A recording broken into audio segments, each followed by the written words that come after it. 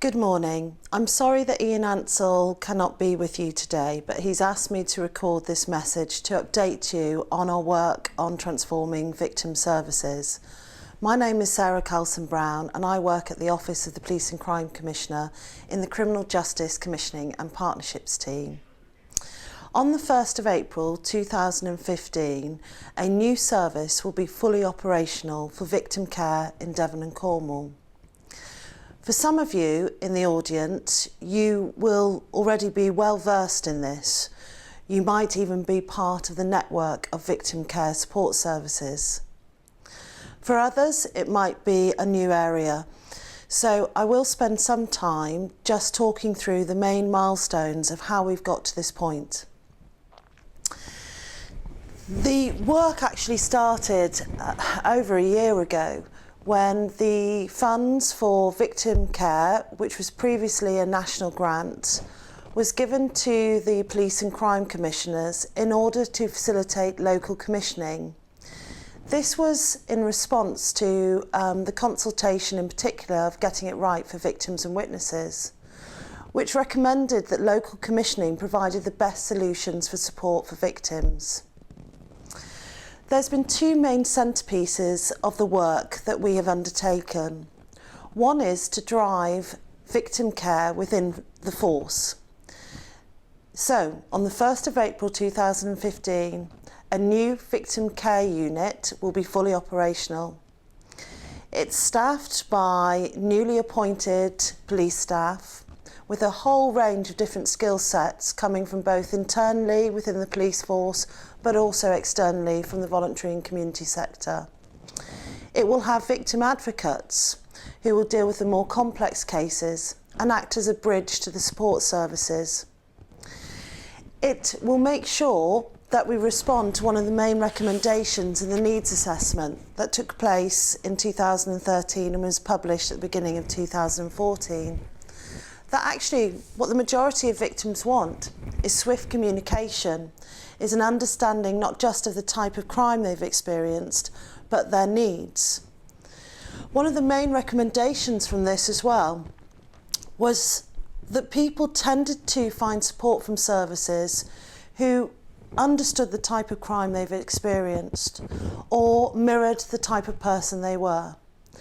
So what we've done as the second key cornerstone to our commissioning is to open up the market in recognition that there were actually many organisations working with victims, but not necessarily that being their primary focus in terms of funding.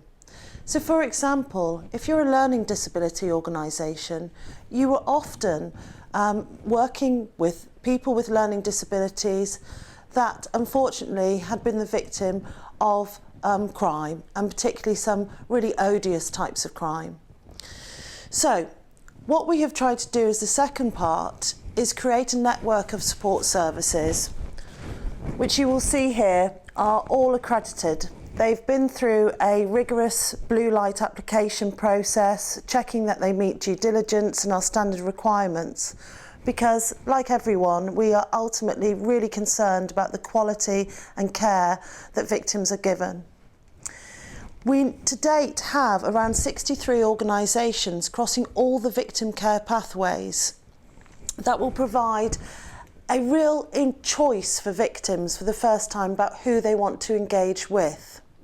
And this will be an informed choice, led through a needs assessment at the front end of their experience of crime, through to their engagement with the victim care unit, and onwards to the support services. We are also focusing on the principles of cope and recover. A survey is built into the secure referral mechanism so that we can really look at what victims feel about how the support services and indeed the whole criminal justice experience that they've had up to that date has helped them to actually cope with the impact of the crime and recover. Just to give you a flavour of some of the organisations, for example, we have bereavement charities, Crews, Balloons, who can help, for example, with young people and children who've been bereaved through fatal car accidents. We also have a whole range of learning disability organisations, as previously mentioned. We have organisations that represent the LGBT groups. Often they're working with victims, for example, of homophobic hate crime. We have BME groups. We've got the Red Cross on the network supporting refugees and asylum seekers. We also have a number of organisations, and I think pretty much all the main organisations that deal with domestic violence and sexual violence across Devon and Cornwall. And of course, we have victim support, who have a long, solid history of providing emotional and practical support to victims.